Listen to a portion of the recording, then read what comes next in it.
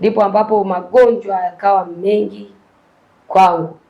Mama akasema, sasa Mungu, ninaamini ya kwamba utaniachia watoto, maana nimepoteza watoto, utaniachia watoto. Mama akaendelea kuomba. Siku nimezidiwa, siwezi hata kusema, siwezi hata kuongea, siwezi. Mama yangu ndo akanichukua na kunipeleka hospitali. Wakati tunaenda hospitali, akasema ngoja nipitie kwa bibi yangu. Tukamkuta bibi usiku anacheza na ndege. Wakati huo anacheza na ndege bibi usiku, akasema nyiwe kina nani nimekuja sasa hivi kutafuta mwangu? Akasema bwana, nimekuja mtoto anaumwa. Akasema si huyo mtoto mwache afe kama mwenzake kule alivyokufa, na yeye mwache afe. Mama akatoka. Wakati huo mimi namsikia kabisa mama yangu kwamba mama hapa anajibiwa hiki na hiki, ila kumwelezea mama kwamba mama nipo hivi asiwezi. Ndivyo mama nilivyoona. Baada hapo akatoka kwenda kwa shangazi. Kafika tena kule, shangazi naye kamuamuliza hivyo hivyo. Mamangu amekubali kwenda kumpeleka hospitali huyu mtoto. Akasema hapana, nikataa. Akasema kama ndugu amekataa na mimi basi sitaenda hospitali. Ndipo mama akaamua kupambana mwenyewe na kunipeleka kule hospitalini. Wanipeleka hospitalini pale, wakaniangalia wakamwambia, we mama, hivi wewe unaelewa unachokifanya? Huyu mtoto unapoteza muda, huyu mtoto alishakufa muda. Mimi wakati huo, ndugu sikilizaji, ninasikia kabisa kwamba mimi nilipo ni mzima. Mimi hapa nilipo mimi sijafa. Wanasemaje nimekufa? Lakini pia nikimwambia mamangu, mama mimi ni mzima, yaani siwezi hata kunyanyua huu mkono wangu nikamwambia mama mimi ni mzima, dada mimi ni mzima, nilikuwa siwezi. Ndipo mama nasikia anawaambia, anasema mimi naomba dawa, nipe dawa ili ninyweshe mtoto. Akamwambia mama, ni kitu ambacho hakiwezekani. Huyu mtoto tumekwambia amesha kufa. Ndipo mama akatoka akaenda kuchukua dawa pale, akachukua ile dawa, akanyesha katio niisha badilika rangi kabisa usoni mwangu. Yaani ile rangi ya maiti kabisa, mtu amekufa, nimeshakuwa kijivu kabisa, nimepoa. Yule mama ndipo akachukua dawa na nipa, nishang'ata na ulimi. Kwa dawa ile kwani nimesha sio, ilikuwa inaingia mdomoni mwangu, ilikuwa inarudi. Ndipo naye akasema mambo, wewe nenda kaandae msiba nyumbani.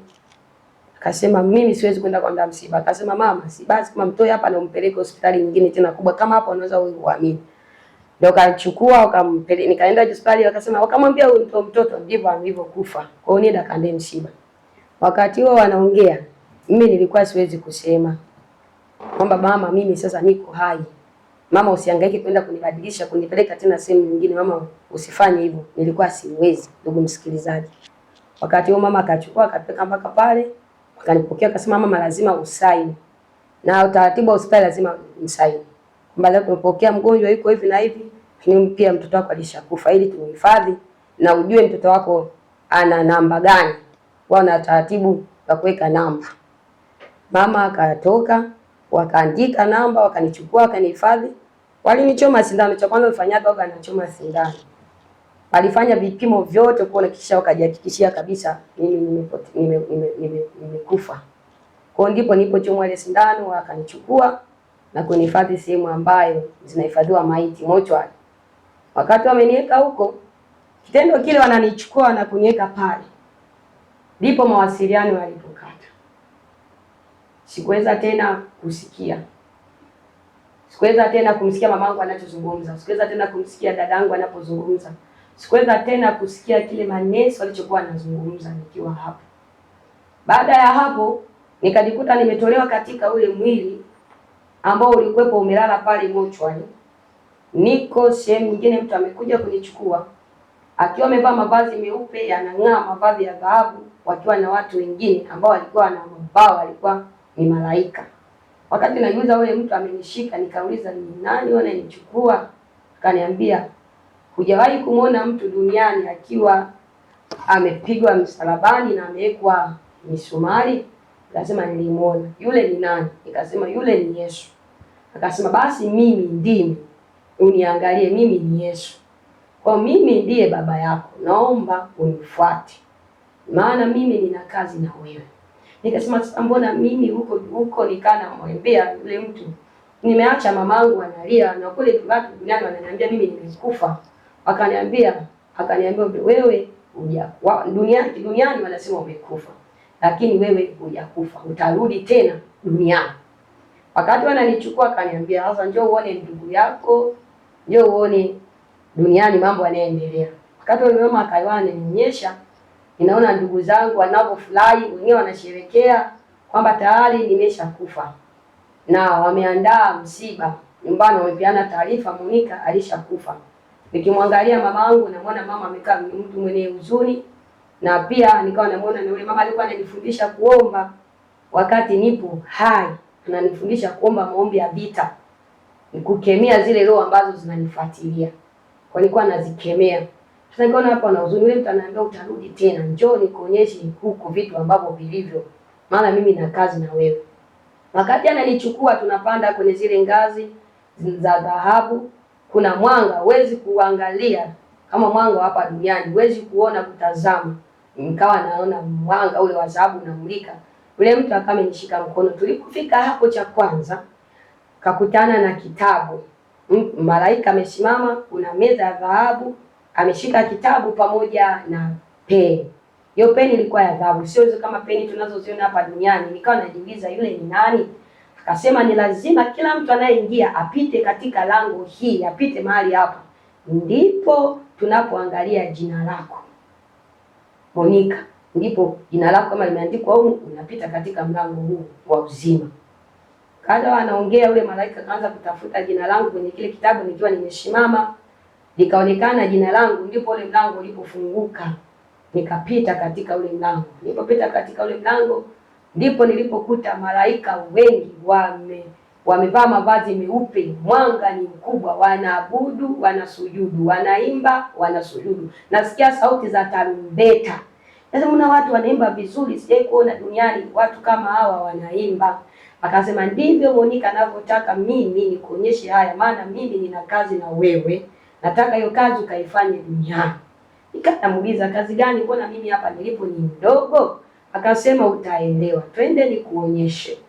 Baada hapo wakati tunatoka nikaanza kuonyeshwa sehemu ambayo unapokelewa, ambao nilikuwa ni kuzimu huko kwenye ziwa la moto, ambapo watu hapo mtu nasikia watu wanalia, tusaidie, tufanyie hivi, tusaidie. Wanalia, wanahitaji msaada. Nikaona wale watu hapo wanaungua, na lile giza sijai kuliona. Ni giza kubwa, lakini tukapita pale baada ya yule mtu kunyosha ile fimbo hivi, ndipo kafunguka, nikaanza kuona watu mle wanalia hapo kwenye moto, na wengine nikawafahamu kabisa wanatoka kwenye kile kijiji chetu, na wengine ni ndugu zangu pia, nikaona hapo kule.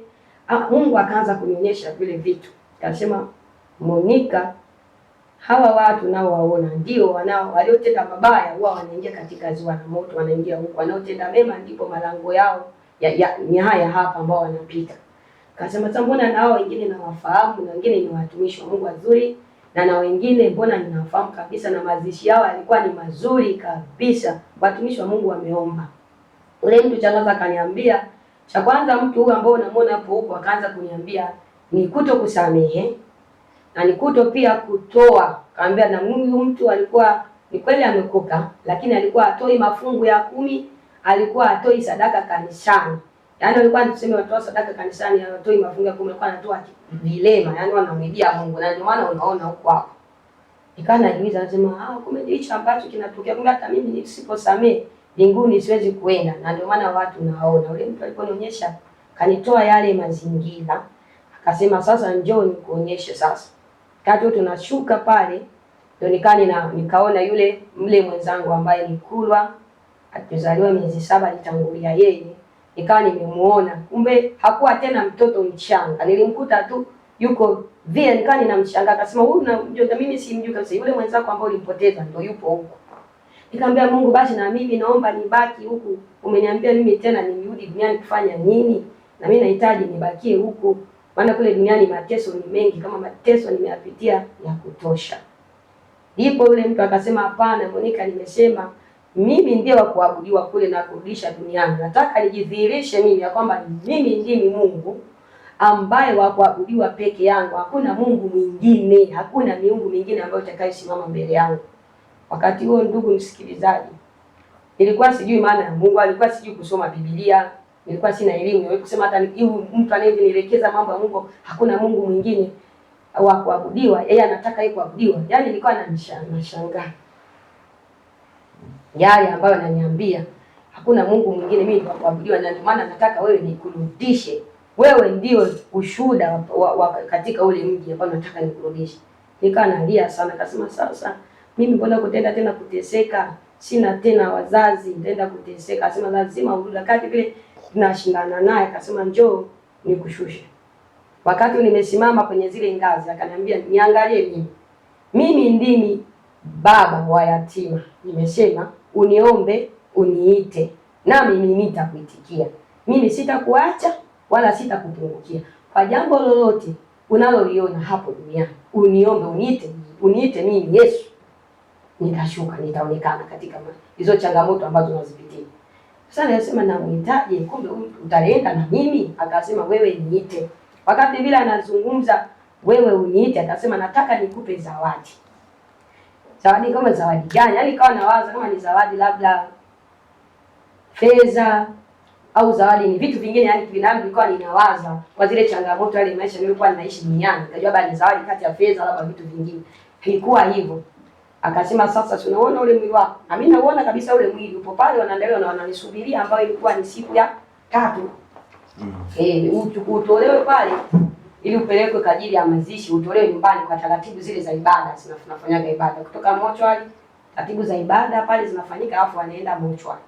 Wakati ananionyesha mimi naona kabisa wamechukua cheti changu, wamechukua zile nguo zote zile za utotoni, wamechukua na vile vingine wamefunga, wamepitia kwenye kaburi ambao ilikuwa ni kaburi la ule mwenzangu ule aliyekufa, yule kale katoto wala, na naonyesha kabisa kale katoto kama nilivyokufa amelekwa katika kaburi, wakakaekea. Hapo wamechimba tena na kabingine, wakaenda kwenye ile ambao la kakangu mimi, wamechukua kile kitovu cha dada yangu ule wa kwanza, wanayo walichukua wakawa wamevifukia pale karibu kwenye kaburi, na baba anaonyesha makaburi ya baba kila kitu, matukio wanayoyafanya.